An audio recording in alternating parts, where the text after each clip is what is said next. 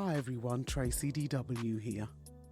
For centuries, human activities in the Middle East has always been an underlying factor that influences events across the world. The birthplace of three major religions and the crossroad between three continents, the Middle East also marks the spot for many early human settlements and cultures, as well as becoming the seat of power for those who conquered vast empires. Today, whether it be a tiny principality or superpower, the socio-economic and geopolitical significance of the Middle East on our everyday lives can never be underestimated.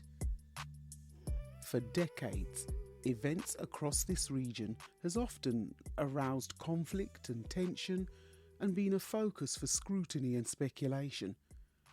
This conflict and tension has ebbed and flowed consistently, like the tide pulling in and then going out. The world has always watched this tide with great caution, knowing the causes of its gravitational pull and its potential to overpower our human psyche and rationale, with devastating consequences. Many of you, as my co-learners and co-listeners, will know that the Middle East and its significance sparked my passion for history and is where my learning journey about colonialism began. As an 8-year-old sitting in class at my junior school, I listened to Mr. MacDonald, my teacher at the time, talk about this part of the world. He was one of my favourite teachers who was always able to communicate his passion and enthusiasm through everything he did and said. This lesson about the Middle East was certainly a moment that changed my life. One of the reasons for conflict and tension in this area of the world is in direct relation to its natural resources and location. Its ability to act as a corridor for transportation is crucial because trade between Europe, Africa and Asia depends upon it. The Suez Canal enables trade to flow quickly between the three continents without the need to circumnavigate or travel across vast land masses.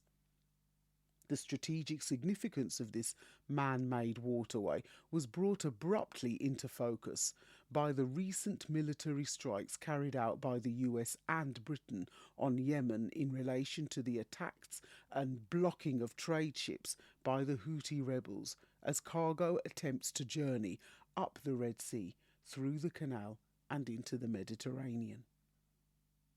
So, what does the Suez Canal and the attacks from the Yemenis have to do with colonialism?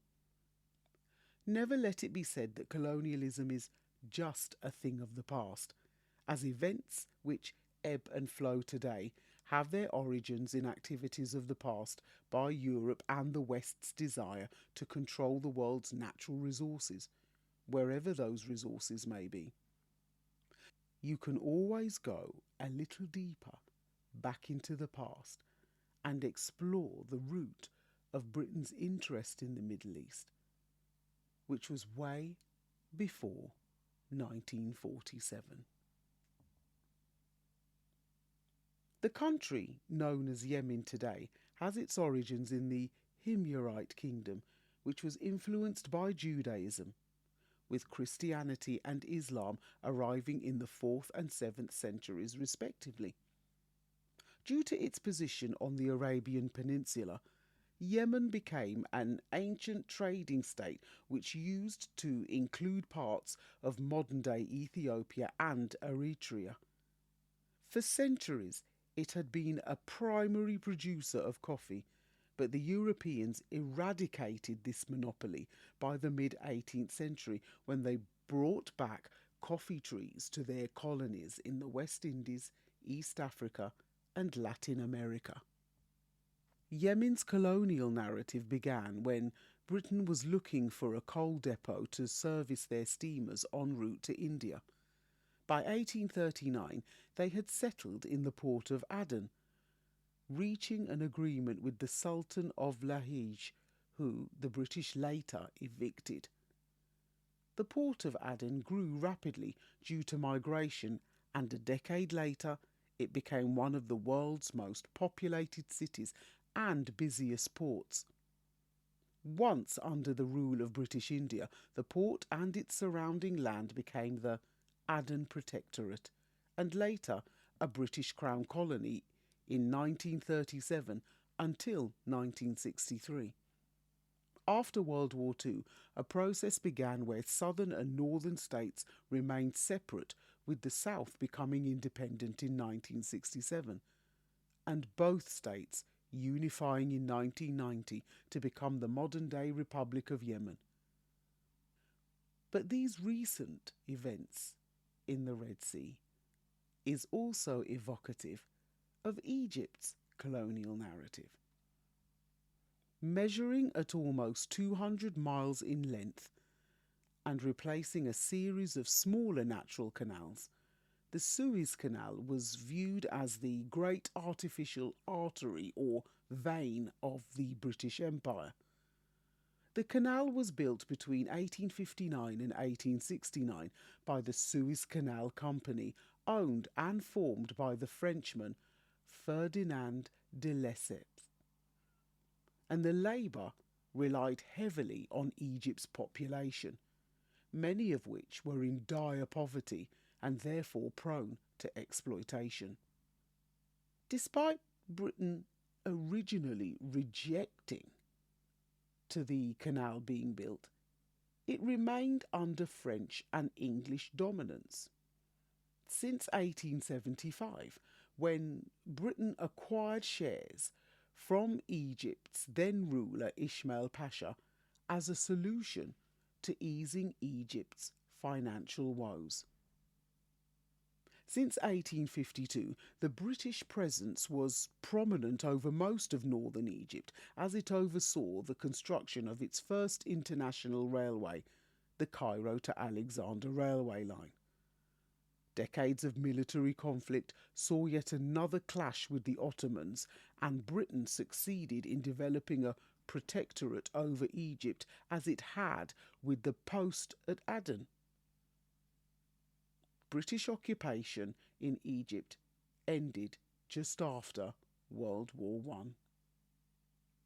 Though Egypt had gained independence in 1922, there was much resentment toward the British, who continued their military occupation around the Canal Zone. In the summer of July 1956, Egyptian President Gamal Abdel Nasser announced the nationalisation of the Suez Canal Company, aborting nearly 8 decades of British Franco ownership. In response to this, Britain, with its alliance, launched an attack in October of the same year. And although European victory was close, Britain later withdrew due to lack of support from the US, the threat of the pound weakening, and Russia's dominance over Eastern Europe and its encouragement of nationalism in other British colonies, such as Kenya, Cyprus and Malaya, during this period known as the Cold War. This failed coup saw the resignation of disgraced British PM Anthony Eden, the rise of his successor, his Chancellor of the Exchequer Harold Macmillan, and the Suez Canal left under Egypt's control.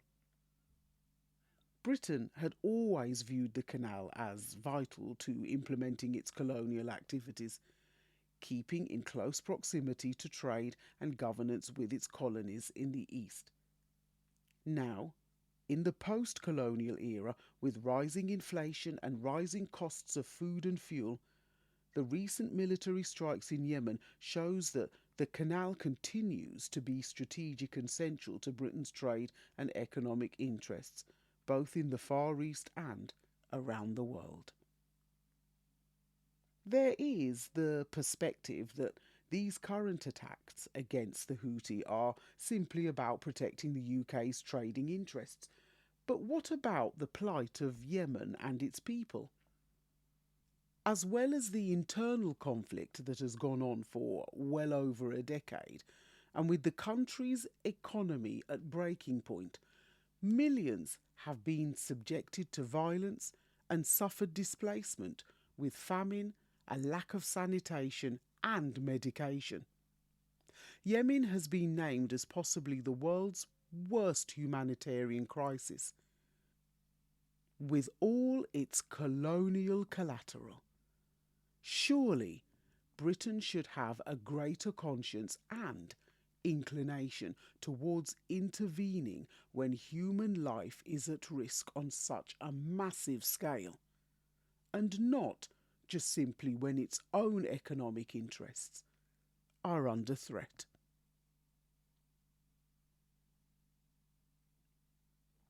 If you liked this podcast, then stay on this listening platform and check out my other podcast episodes related to this one, such as the episode I referred to earlier, A Moment That Changed My Life, and also Where is Afghanistan?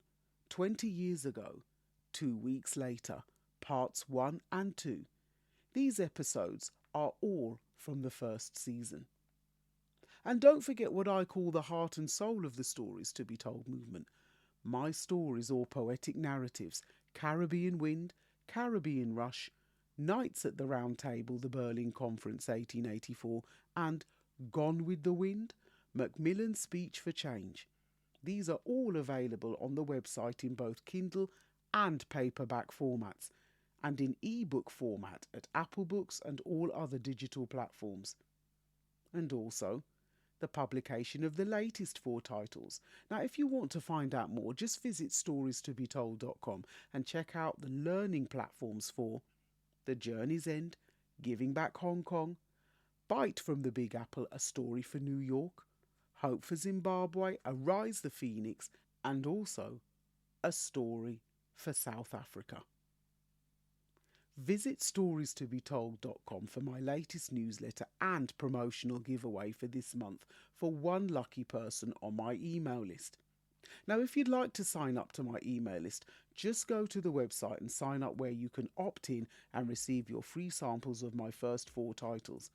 But also, it's an opportunity to enter the draw for a monthly giveaway.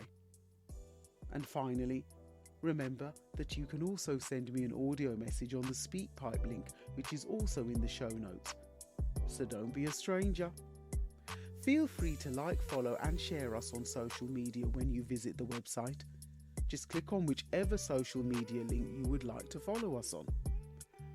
And, as always, it's a pleasure and a privilege to share my learning journey with you in this podcast series, and I encourage you to either begin or continue your own. History is a matter of fact or perspective.